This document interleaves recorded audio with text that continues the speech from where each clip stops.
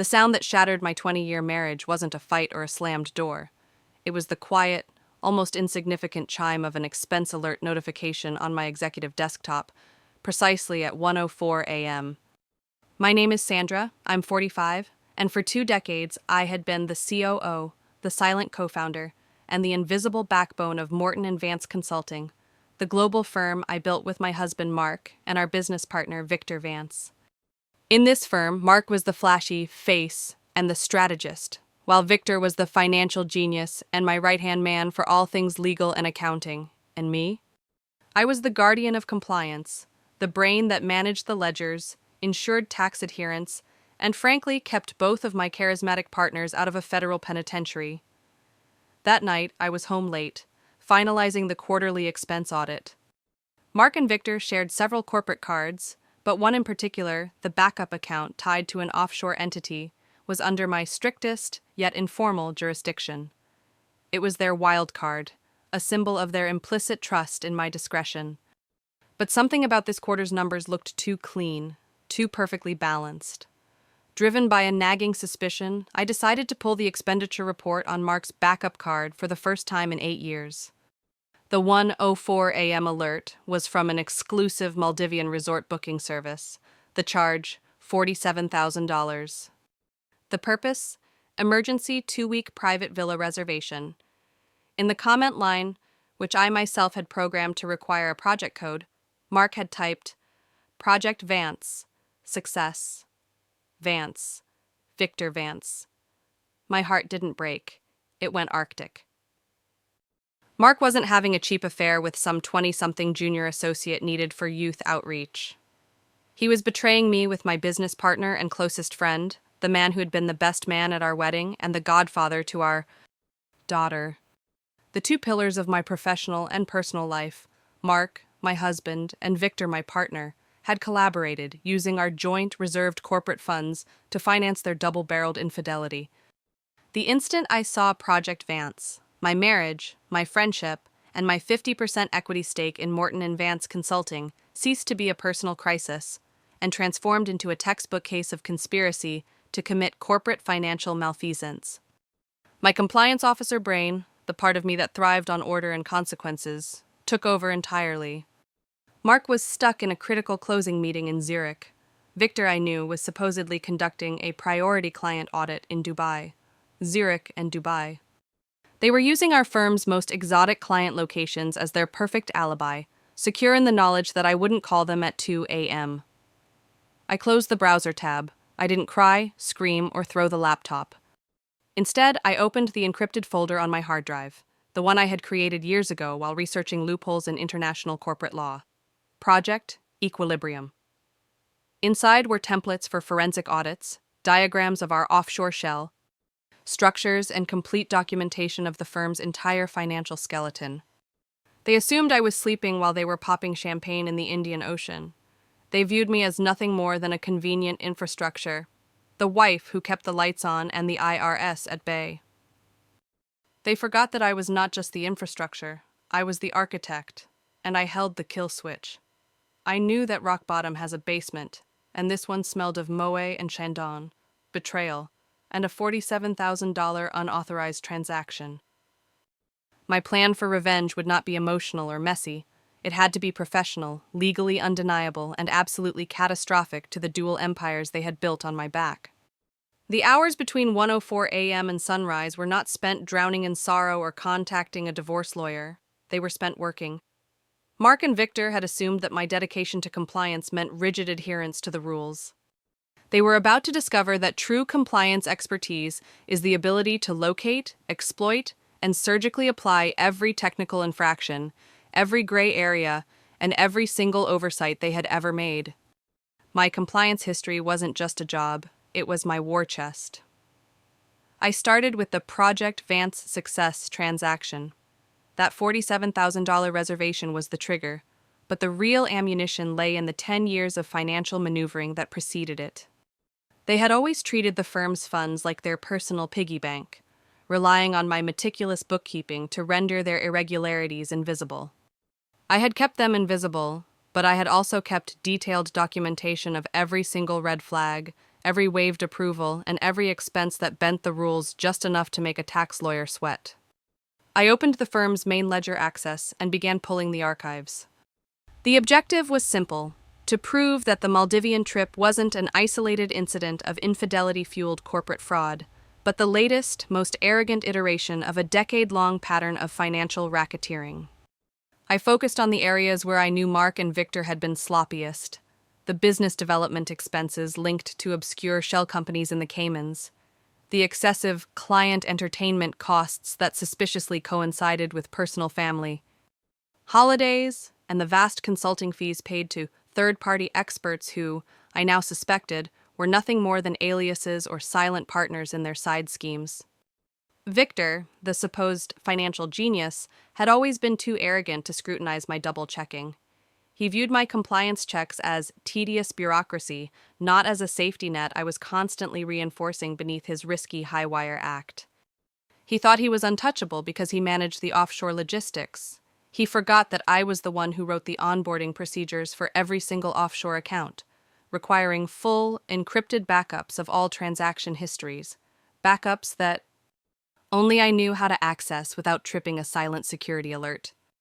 My fingers flew across the keyboard, executing complex SQL queries that pulled data on every flight, every hotel booking, and every restaurant charge over $1,500 spanning the last 10 years. I wasn't looking for proof of infidelity. That was confirmed by the $47,000 charge.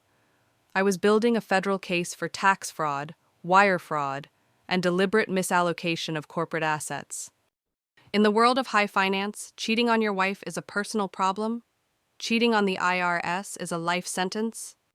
I found the discrepancies quickly. Mark's business trip to Aspen that perfectly overlapped with Jennifer's spring break ski trip, Jennifer being Victor's sister, whom Victor had recently brought onto the payroll.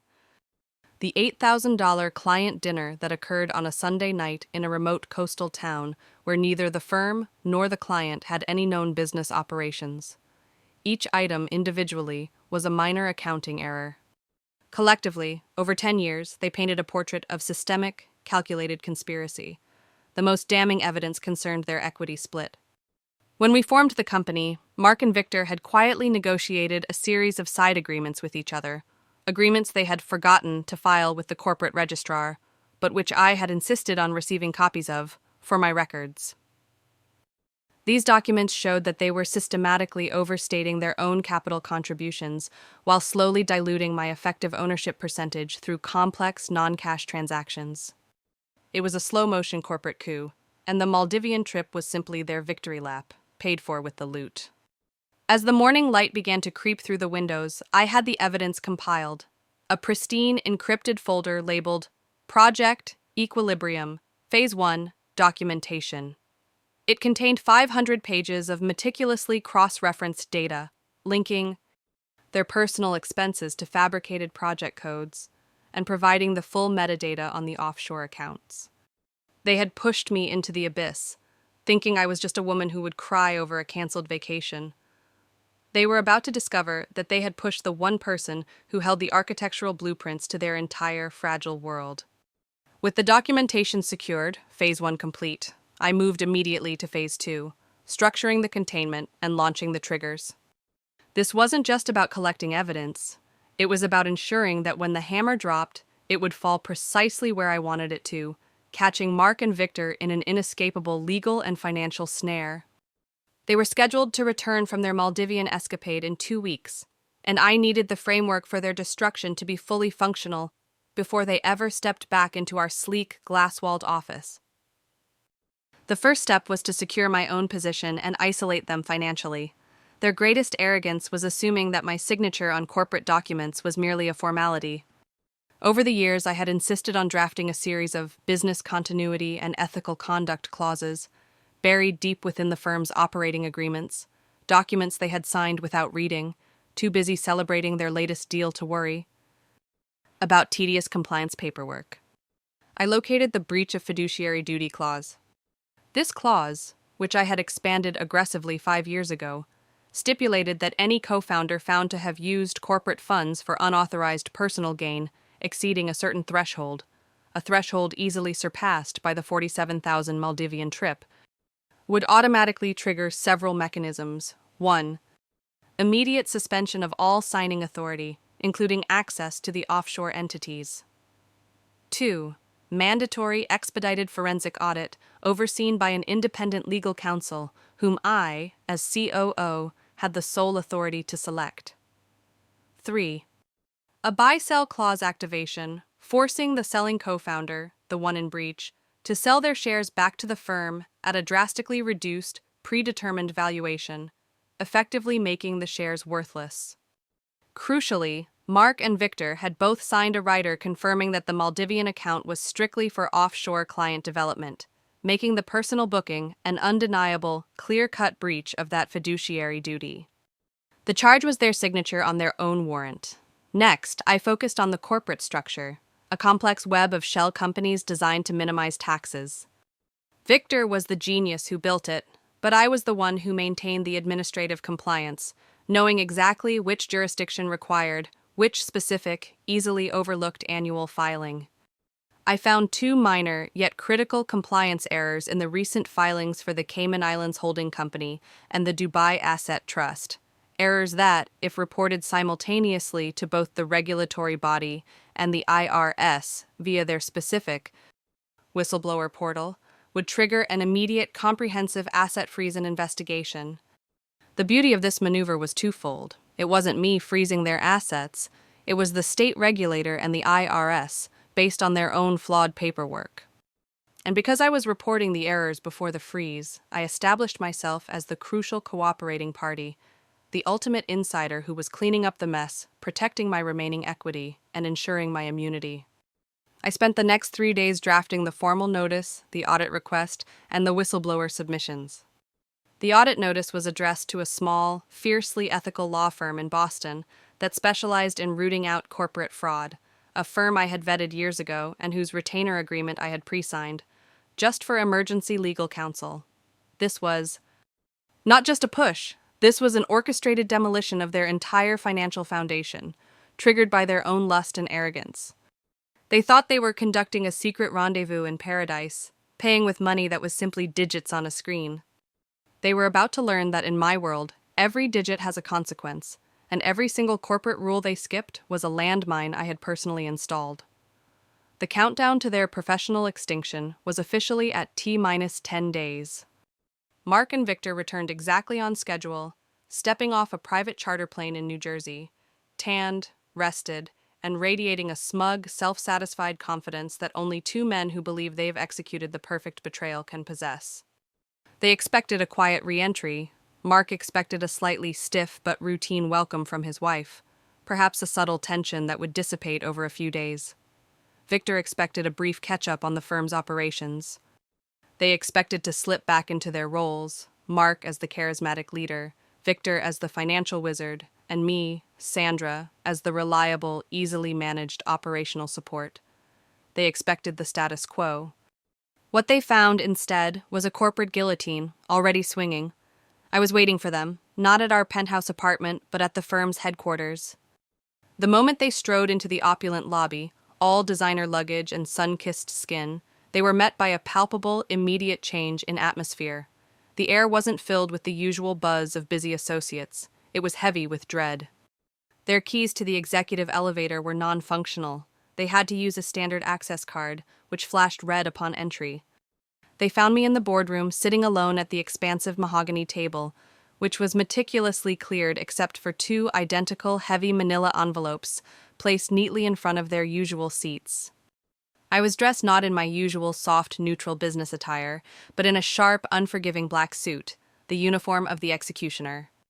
My expression was perfectly neutral, the professional mask of the compliance officer who is delivering an audit finding, devoid of any personal anger or sadness. Mark was the first to speak, attempting his usual blend of charm and condescension. "Sandra, what a surprise! Rough day, honey." "Look, things got hectic in Zurich, but let's talk about the Q3. He trailed off as he noticed the 2 armed, stone-faced security guards positioned discreetly behind the door, whom I had hired specifically for this meeting. Victor, the financial genius, was quicker to recognize the danger. He strode immediately to the table, ignoring me, and snatched his envelope. "What is this, Sandra? Some kind of bad joke?" "I've got client meetings starting in 2 hours." "It's not a joke, Victor," I said, my voice low and steady, amplified slightly by the room's high-tech acoustics. "It is the formal notification required under Section 4.2 of the Business Continuity Agreement, which you both signed on May 14th, 2018. Please open your envelopes." The contents were identical. 1. A suspension of authority notice citing immediate and undeniable breach of fiduciary duty, effective retroactively to the date of the unauthorized transaction. 2. A demand for mandatory forensic audit, naming the Boston law firm I had pre-selected. 3. A preliminary exhibit list consisting of one printed page detailing the $47,000 Maldivian reservation, complete with the project code, Project Vance, Success. Mark, reading the contents, went pale beneath his deep tan. He crumpled the paper. "A breach? Sandra, this is a misunderstanding. We were working on a potential merger pitch for the Vance Group, a private, high-stakes deal, kept off the books for obvious reasons. The Maldivian trip was due diligence." I met his eyes. "Mark, the Vance Group is a textile import company. They manufacture blankets. They do not require a $47,000 private villa to discuss thread counts. Moreover, the resort booking was non-refundable and listed under your name and Victor Vance's name, with no corporate affiliation listed. You both signed an agreement stating that the offshore account was for client development. Your due diligence has been deemed personal and therefore a breach." Victor, the man who prided himself on controlling every number, was already whipping out his phone to contact his contacts in the offshore banking world. But that too was a dead end. "And before you try to reverse the transaction, Victor," I continued calmly, "you should know that the Boston firm has already secured a temporary ex parte injunction against any further withdrawals from the offshore accounts, citing probable cause related to potential wire fraud and tax misallocation. Furthermore, as of 8 a.m. this morning, regulatory bodies in the Cayman Islands and Dubai were notified of the minor compliance errors found in the Q4 filings, errors that, as you know, will trigger an immediate, comprehensive asset freeze and regulatory investigation into all connected entities."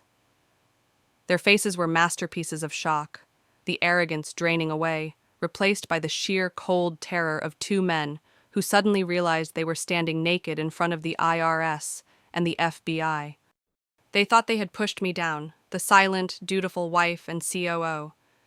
But they were about to learn that when you push the person who runs compliance, you've just pushed the one person who knows exactly where all the bodies are buried. The immediate aftermath of the notice was not dignified. Mark, ever the bombastic showman, erupted first. His face, minutes ago radiating the healthy glow of a Maldivian resort, was now a mottled canvas of red and white, the veins in his neck bulging. He didn't see me as his COO. He saw me as the wife who had dared to challenge his male entitlement. "Sandra, what in God's name is this manipulative garbage?" he roared, slamming his open palm on the mahogany table. "Are you throwing a tantrum over a vacation? You pull the firm's entire financial structure into a federal investigation over a tete-a-tete with Victor? You are insane. You'll destroy us all." Victor, the supposed pragmatist, was more dangerous. He ignored Mark's hysterics and focused his analytical terror directly on me. "The ex parte injunction is temporary, Sandra. I can have my people reverse the Cayman filing errors in 48 hours. The Boston firm is a small-time boutique. I'll bury them in paperwork. You have overreached. You cannot touch the core assets without the board's approval." I allowed Mark to vent and Victor to calculate for precisely 60 seconds. My silence was deliberate. It conveyed the chilling message that their emotional responses were irrelevant to the cold, hard logic of the legal documents I had prepared. "You both misunderstand the core issue," I stated calmly, pushing a third, thinner document across the table. It was a single, laminated sheet. "This is not about an audit, Victor. This is about control." The board received my emergency resolution at 8:05 a.m. this morning, detailing the undeniable breach of fiduciary duty. As per the unanimous consent agreement you signed last year, the one allowing immediate action in cases of demonstrable asset risk, the board has temporarily ceded operational authority to the remaining compliant founder. I paused, letting the word compliant hang in the air. That founder is me. Mark, as of 8:05 a.m., your access to the corporate network has been revoked. All email is being archived. Your digital keycards are deactivated. Victor, your financial software access has been locked, and the passwords for all offshore entities, which, as you may recall, I set up, have been changed. The security detail outside the door is here to escort you off the premises. Victor's eyes narrowed, not in anger, but in the calculating realization of his complete digital impotence. He had been so focused on the complex external architecture of the firm, the offshore maze, that he forgot the simplicity of the internal infrastructure. I was the administrator. The same woman who enforced their two-factor authentication rules was now using those rules to lock them into their own digital prison. Mark, still relying on sheer volume, attempted a threat. You think you can run this company without us? Without the clients we brought in? You're nothing without our name, Sandra. I leaned forward, my hands flat on the table. You believe I can't run this firm. That is the fundamental arrogance that led you to the Maldives. But let's discuss what happens if you try to fight this. Please turn over the laminated document, Victor. Victor reluctantly flipped the sheet. It detailed the buy-sell clause activation, the one I had beefed up in Phase 3. The language was stark, professional, and devastating. In the event of a proven breach of fiduciary duty, the breaching partner's equity will be purchased by the corporation at 20% of the preceding year's valuation, payable over 10 years, without interest. Your 50% equity, Mark, and Victor's 50% equity, your collective billion-dollar fortune, is now worth a combined $200 million, payable in small, inflation-eaten installments, I stated, my voice clinical. That's the legal consequence of prioritizing a $47,000 tryst over corporate compliance. You sold your empire for 2 weeks in the sun. The silence that followed was absolute. Mark collapsed into his chair, the reality of financial ruin finally eclipsing his personal rage. Victor, however, spoke, his voice dangerously low. You can't do this, Sandra. This is a corporate coup. This will trigger a collapse. You'll lose your half, too. On the contrary, I replied, a small, grim smile finally touching my lips. I filed the whistleblower report before the freeze and the buyout. The IRS views me not as a partner in crime, but as a cooperating informant, protecting my remaining equity and the firm's continuity. I will lose nothing. You will lose everything, including the ability to ever work in finance again, once the federal investigation begins. I rose from the table, signaling the guards. You have 2 hours to clear your personal belongings from the office. Effective immediately, you are both placed on indefinite, unpaid administrative leave. Your clients have already been notified that all accounts will be managed by the compliance office pending the outcome of the federal audit. You pushed me down on Christmas, metaphorically speaking, but you forgot I was the one who installed the fire escape. The silence Mark and Victor left behind was brief, immediately replaced by the deafening roar of crisis management and media fallout. My legal team, the Boston firm, now officially engaged, worked with surgical precision. We didn't try to hide the situation, we controlled the narrative. We understood that in the modern corporate landscape, a swift, transparent admission of misconduct by others is the only way to save the core entity. By noon, the news broke. It wasn't leaked to a tabloid. It was delivered to the financial press via a meticulously crafted press release that contained only cold, hard facts. Morton Vance Consulting initiates forensic audit, following discovery of material breach of fiduciary duty by co-founders Morton and Vance. The release positioned me, Sandra, as the ethical protector, the vigilant COO who uncovered the misconduct and acted immediately to stabilize the firm and protect its clients. The market reaction was immediate and dramatic.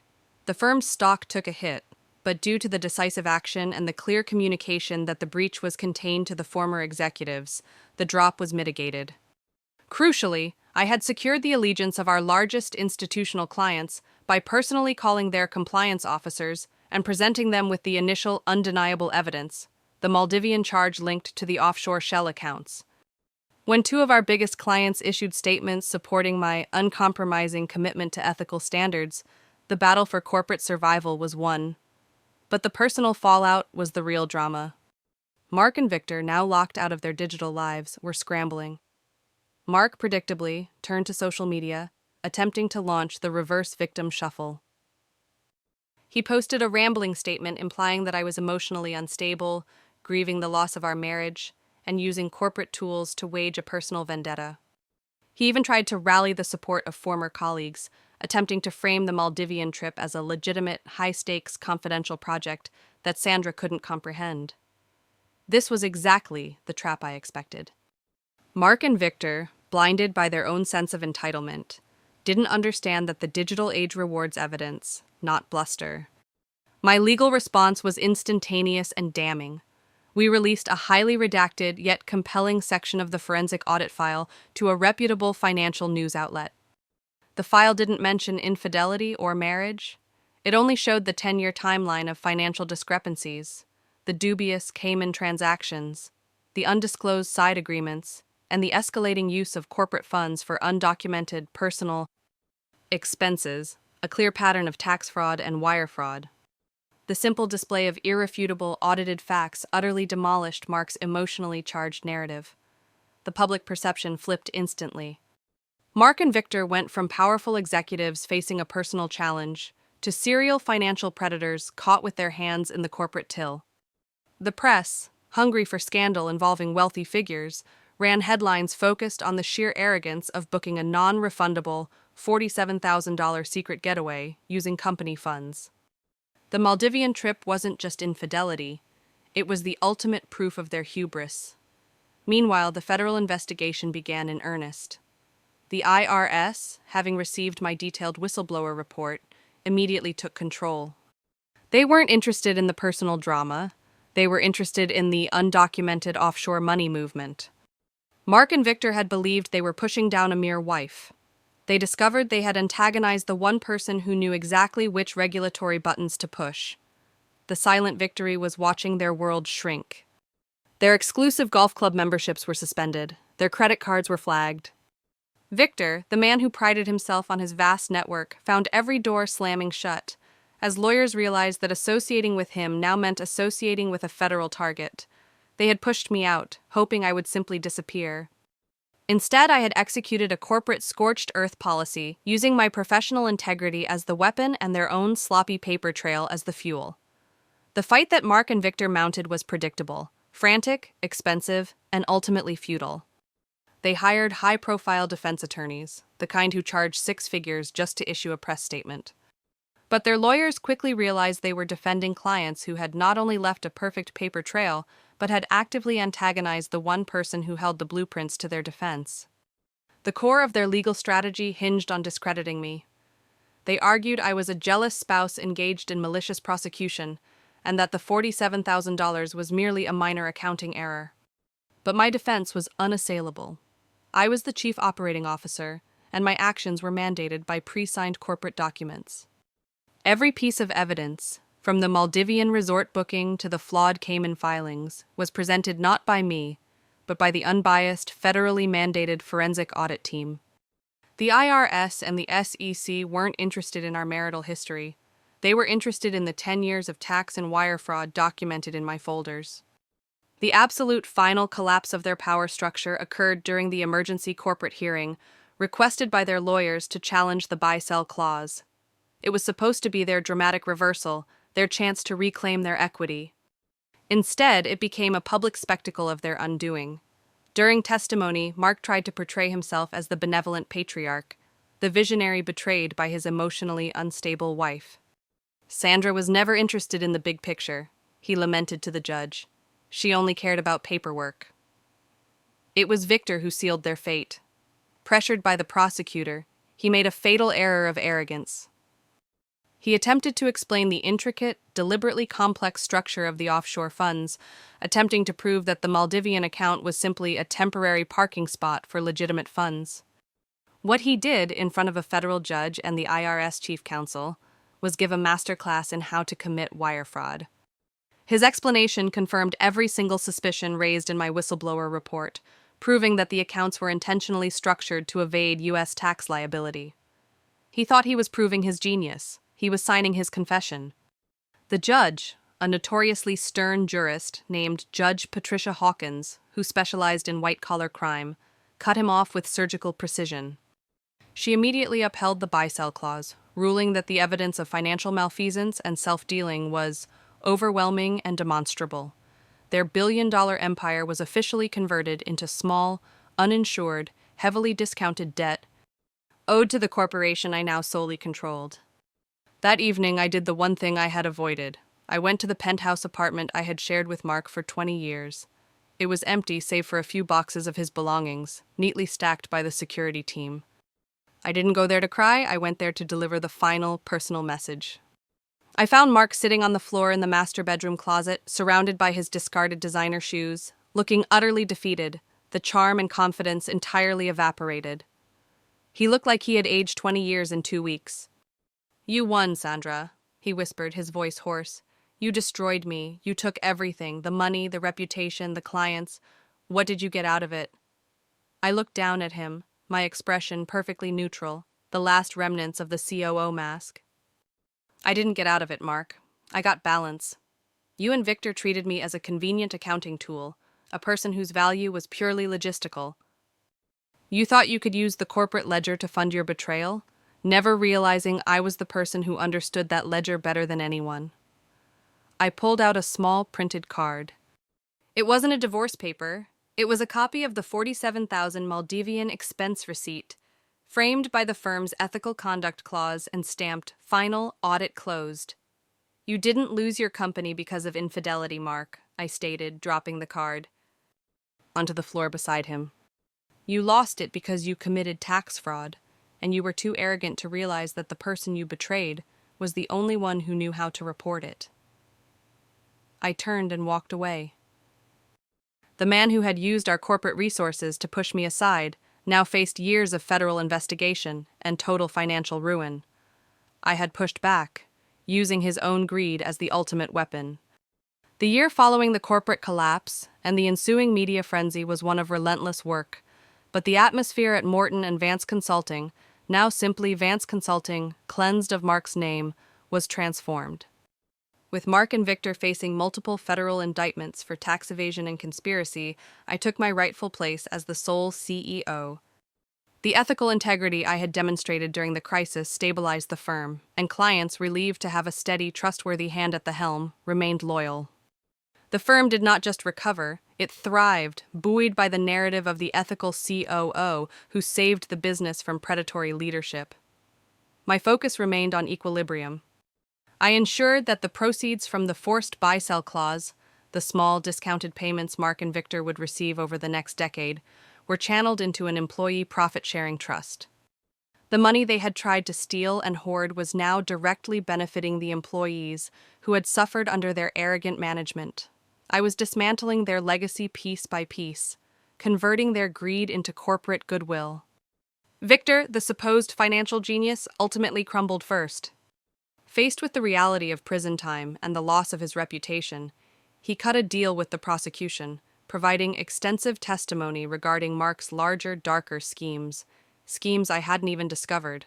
The scorpion had stung itself. Mark, relying until the very end on his charisma and belief that he was above the law, received the harshest sentence, federal time, with no possibility of parole for a significant period. He was convicted not just of fraud, but of gross corporate malfeasance, forever branded as a cautionary tale. My personal life, though initially barren, began to regenerate. The divorce was finalized cleanly, with the court recognizing Mark's severe breach of fiduciary duty as the primary cause for the marital dissolution, ensuring that the firm's assets remained untouchable by his claims. I was free, financially secure, and, for the first time in 20 years, the sole captain of my own destiny. 1 year after the $47,000 transaction, I sat in my former office, now the CEO's office, at my meticulously organized mahogany desk.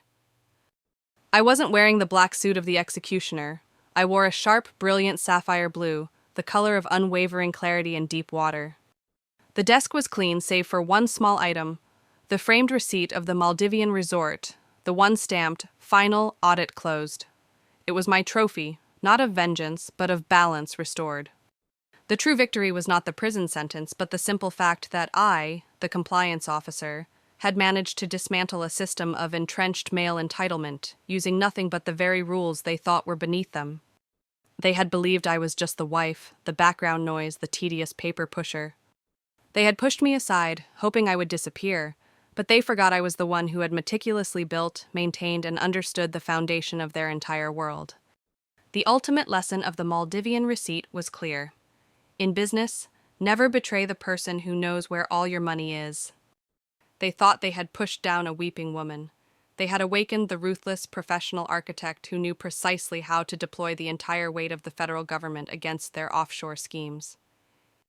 I had pushed back, and unlike them, I now had everything I had earned and more.